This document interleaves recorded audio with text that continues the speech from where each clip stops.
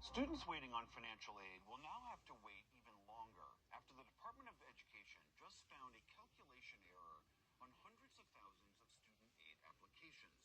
That means that right as students are trying to decide what school to attend, some have to make that choice not knowing key information about how much aid they're getting. Laura Barone-Lopez is here to help us unravel all the details. That's right, William.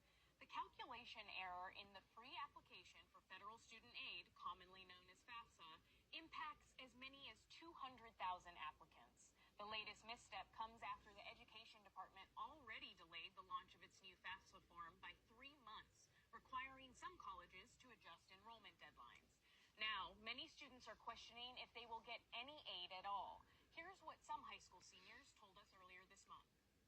It's just been delay after delay. The only thing FAFSA has said is that it's coming in mid-March. It's coming then. It's mid-March right now, and we've heard absolutely nothing. I don't know where I'm going to go because I don't have the money to just decide to go to whatever school. I'm in a spot where I don't know how much it's going to cost for me to go to college. So because of the delays and the delays in them sending their financial aid offers, I'm put in a spot where I have no idea what I'm going to be able to do. I worry because most of my grants and most of my scholarships have a time frame from now until March the 31st, which is in 10 days. If FAFSA form does not come to me in between those 10 days, most of my scholarships will be invalid and my scholarships will not apply to my courses. As a senior who's trying to get college stuff squared away, it's really frustrating and honestly very anxiety inducing because I don't know how much money I'm going to get. And, I can run numbers through calculators all I want, but it really depends on when I get that letter from the college. It's beginning to get to that time where people are choosing their colleges, they're finalizing plans, and they're beginning their next steps of buying things for their college dorms, getting summer jobs because they know where they're going to be. And I feel behind because I don't know where I'm going to go yet because I can't commit.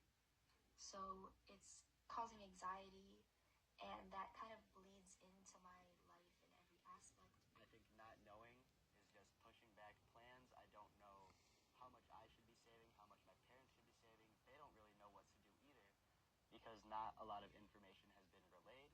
And seeing that a lot of my money for college would be coming from federal grants and stuff, I won't get that number until the FAFSA is received, until colleges start sending out their decision. So we're basically sitting ducks right now.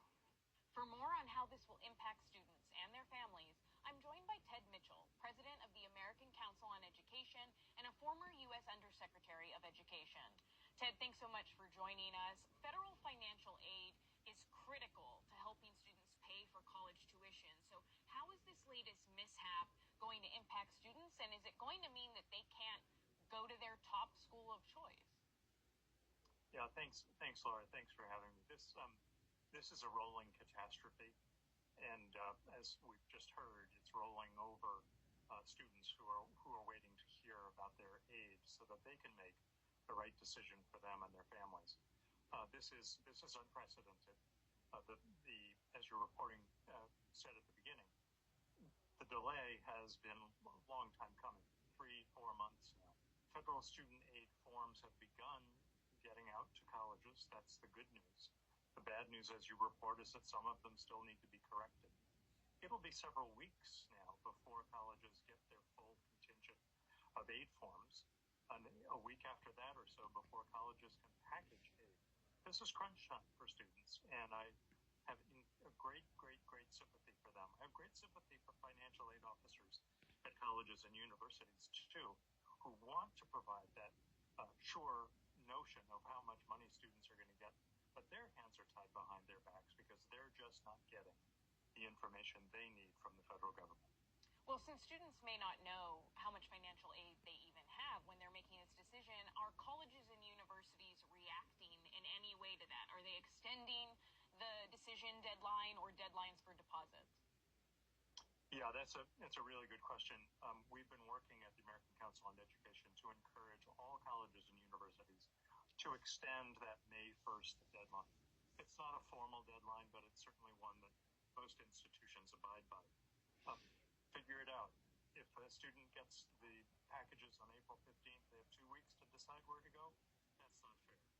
It's particularly not fair to low-income, first-generation students for whom this is a decision of monumental proportions for them, for their families, and for their communities. So we have 175 institutions that have moved their deadline either to the middle of May or to June. And they're giant institutions, about 5 million students represented in the University of California, California State University system, the SUNY system, the University of North Carolina system. We need more institutions to move those deadlines. It's the right thing to do. According to federal data analyzed by the National College Attainment Network, a nonprofit that helps students prepare for college, the number of high school seniors filling out the FAFSA application form was down by more than 30% compared to last academic year.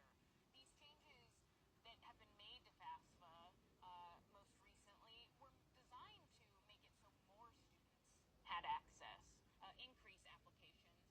How could this impact those low-income students that you're talking about or students of color? Well, this is really the sad irony, is that the changes to FAFSA will impact low-income students positively. 600,000 more students will be eligible for the Pell Grant once this gets all worked out. But that doesn't help the students who are looking at college today. The darkest nightmare is that this will prevent students from going to college in the first place. That 30% lower FAFSA, that's 30% of American high school students who are likely to not matriculate this fall. And that's a danger not only to them, but to the country. That's stunning that it may mean some students may not be able to go to college at all, but these sweeping changes to federal financial aid are a result of a 2020 bill passed by Congress. It was meant, as we said, to make the application easier to extend eligibility, but Republicans are blaming President Biden's administration. The administration is blaming Congress for what has gone wrong so far this year. How did this happen? What can be done to prevent it in the future? Yeah, I think that there will be time to do an analysis once we've gotten this figured out. And that's the most important thing, is to make it possible for students to access financial aid now so that they can begin their studies in the summer or in the fall. But there's plenty of blame to go around. This is a problem of long standing. The computer systems that run financial aid have been out of date for some time now. The simplification process is simple for the students, we hope, and not so simple in building the technology. There are a lot of things that backed up around this from the department, from Congress, and from vendors who are supplying the software to both the government and to institutions. We'll unravel this, but I think the bottom line is this is a very important task for the federal government. We need to get it right for our students and for our collective future.